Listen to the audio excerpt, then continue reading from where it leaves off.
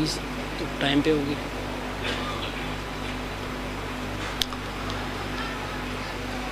الحمد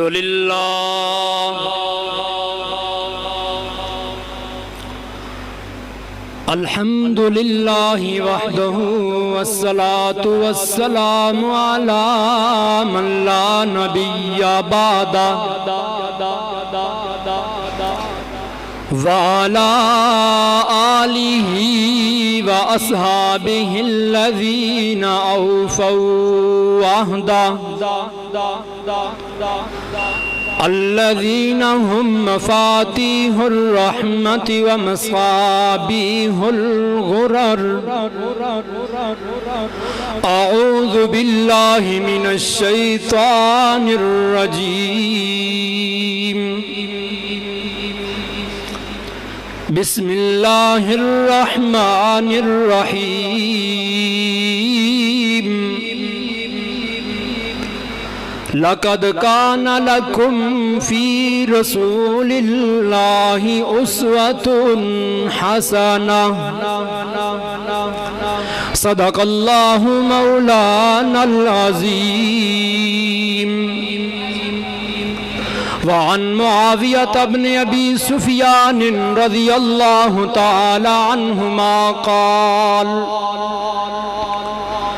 قال رسول اللہ صلی اللہ علیہ وسلم من يرد اللہ به خیرا یفقہ فی الدین.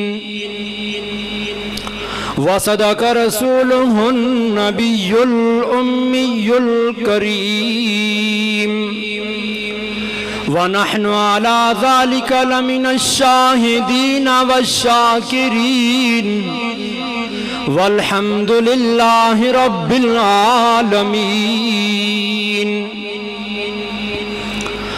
تعریف اس خدا کی کہ جس نے سارا جہاں بنایا. تعریف اس خدا کی کہ جس نے سارا جہاں بنایا. یہ زمین بنائی یہ آسمان بنایا. آب رواں کے اندر مچھلی بنائی تو نے. آب رواں کے اندر مچھلی بنائی تو نے. پھر اس مچھلی کے تیرنے کو آب رواں بنایا. امیدیں لاکھ ہیں لیکن بڑی امید ہے یہ کہ ہو سگانے مدینہ میں میرا نام شمار. جیوں تو ساتھ سگانے حرم کے تیرے پھروں. مروں تو کھائے مجھ کو مدینہ کے مور اور مار. اور جہاں کے سارے کمالات ایک تجھ میں ہیں. تیرے کمالات کسی میں نہیں مگر دو چار. اور اپنی عزت افزائی پر تارے بھی گہے جھوم. اپنی عزت افزائی پر تارے بھی گہے جھوم. جب آقا نے فرمایا اصحابی کالنجوم.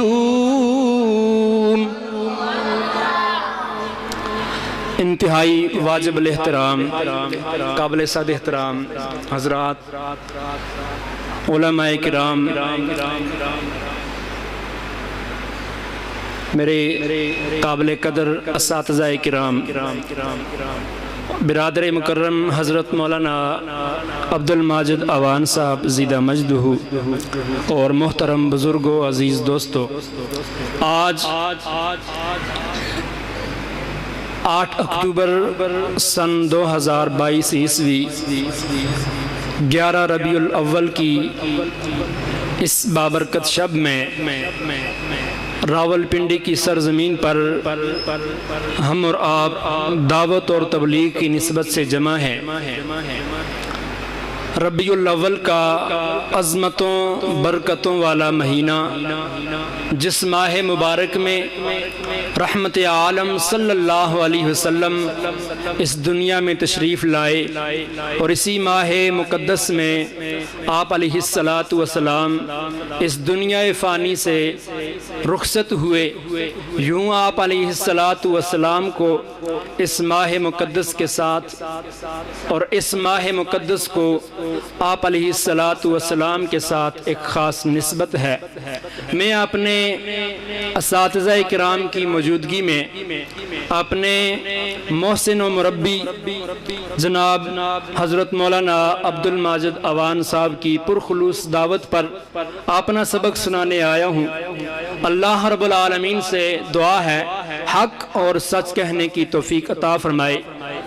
سیرت رحمت عالم صلی اللہ علیہ وسلم کہ جس پر عمر نوح چاہیے بیان کرنے کے لیے، جبریل امین علیہ السلام کی زبان چاہیے اس پر بولنے کے لیے، اور سیدنا صدیق اکبر رضی اللہ تعالیٰ عنہ کا دل چاہیے اس کو سننے کے لیے۔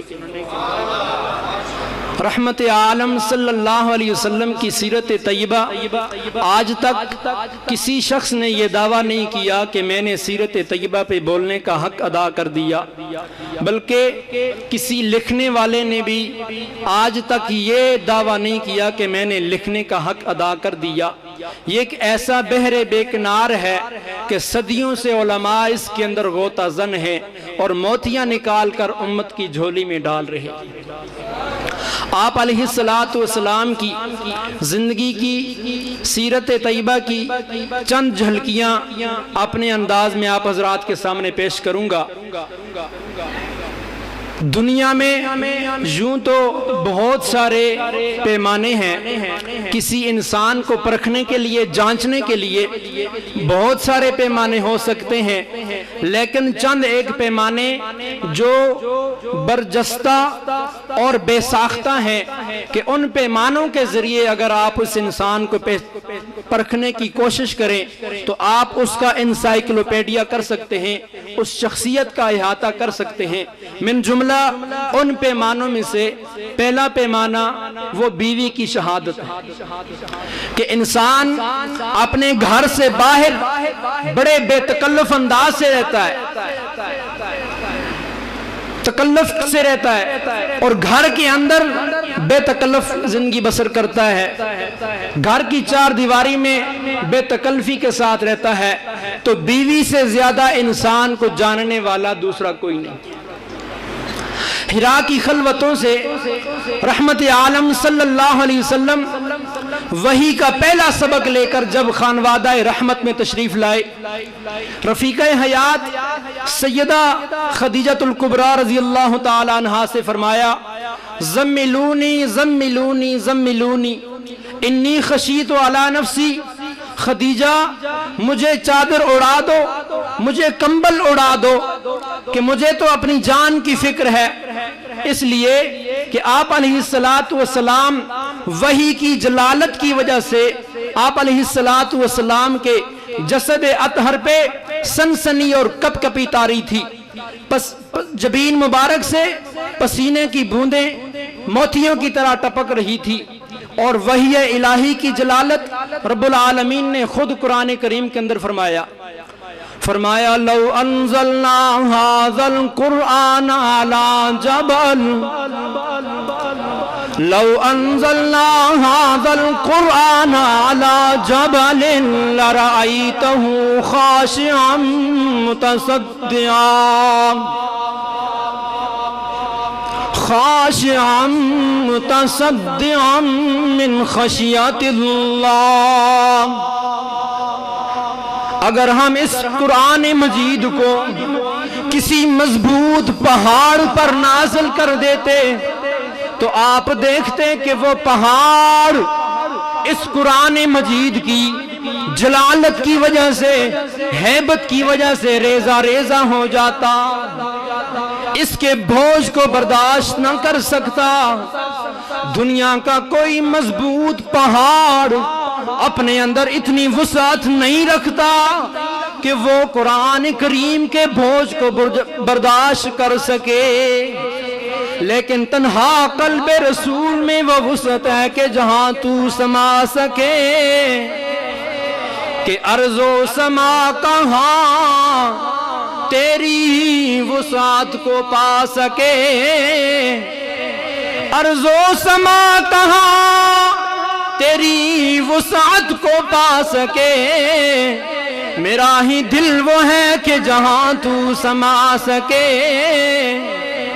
رحمت عالم صلی اللہ علیہ وسلم وحی کا پہلا سبق لے کر حرا کی خلوتوں سے جب خانوادہ اطہر میں تشریف لائے تو با وفا رفیق حیات نے رحمت عالم صلی اللہ علیہ وسلم کو با وفا رفیق حیات بن کر وہ تسلی دی جو آج تک احادیث کے ورقوں میں چمک رہی ہے۔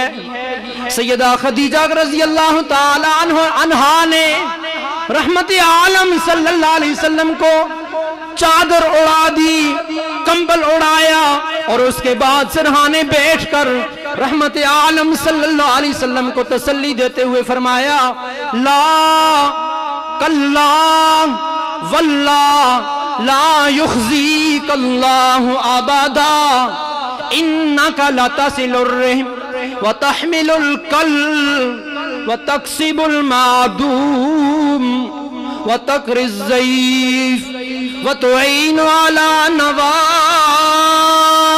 الحق۔ میرے سرتاج،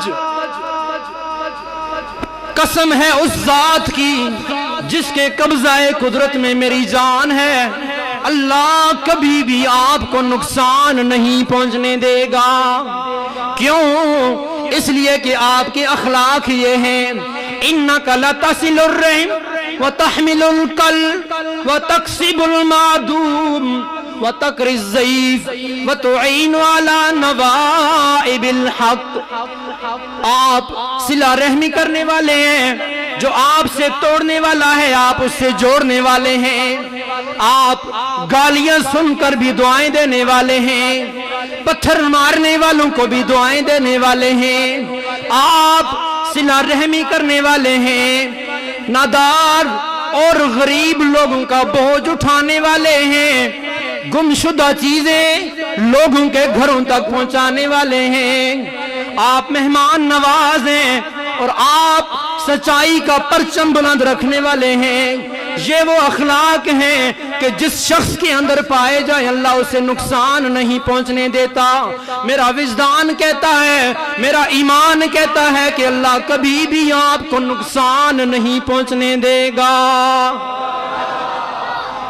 یہ میرے آقا علیہ السلام کا ایک بہت بڑا معجزہ ہے کہ سب سے پہلے گواہی میرے آقا کی رفیقہ حیات نے دی۔ دوسرا پیمانہ، خادم بہت قریب سے جانتا ہے اپنے آقا کو، خادم کو پتہ ہوتا ہے کہ صاحب بہادر رات کے کس پہر گھر آ رہے ہیں، کس گاڑی سے اتر رہے ہیں، ساتھ میں کون آ رہا ہے، کون واپس جا رہا ہے۔ اس کی ایک ایک ادا سے ان کے خادم اور ملازم واقف ہوا کرتے ہیں۔ گھر کے لوگ دیگر واقف نہیں ہوتے جتنے کے خادم اور ملازم اپنے آقا اور اپنے مولا کے آل اور احوال سے واقف ہوا کرتا ہے۔ تو آئیے اس پیمانے پر بھی رحمت عالم صلی اللہ علیہ وسلم کو پرکھتے ہیں، جانچنے کی کوشش کرتے ہیں۔ میرے آقا علیہ السلام کے خادم خاص حضرت زید بن حارثہ رضی اللہ تعالی عنہ، جنہیں انہی خدیجہ نے خرید کر رحمت عالم صلی اللہ علیہ وسلم کی خدمت کے لیے وقف کیا تھا۔ زید کے باپ کو پتہ چلا کہ میرا بیٹا مکہ کے اندر کسی ہاشمی گھرانے میں خدمت کرتا ہے۔ زید کا باپ حضرت حارثہ اپنے بھائی سمیت مکہ کا رخ کرتے ہیں۔ مکہ میں پہنچ کر انہیں معلوم ہوا کہ ان کا بیٹا مکہ کے کسی ہاشمی گھرانے میں خدمت کر رہا ہے۔ تلاش کرنے کے بعد، معلوم کرنے کے بعد پتا چلا کہ حضرت محمد عربی صلی اللہ علیہ وسلم کا خادم خاص ہے۔ سیدھا رحمت عالم صلی اللہ علیہ وسلم کے گھر تشریف لائے۔ زید سے ملاقات ہوئی۔ باپ نے بچھڑے ہوئے بیٹے سے ملتے ہی گلے لگایا اور گلے لگاتے ہی کہنے لگا، بیٹا جب سے تو آیا ہے ہماری جو مسکراہٹیں ہیں وہ بھی تیرے ساتھ چلی آئی ہیں۔ تیری بہنیں ہر وقت تجھے یاد کر کے روتی رہتی ہیں اور تیری ماں کا تو برا حال ہو چکا ہے۔ آج میں تمہیں لینے آیا ہوں، بیٹا چلیے نا میرے ساتھ۔ حضرت زید کہنے لگے، بابا جان یہ باتیں تو بعد میں ہوں گی، آئیے پہلے میں تمہیں اپنے آقا سے ملا دوں۔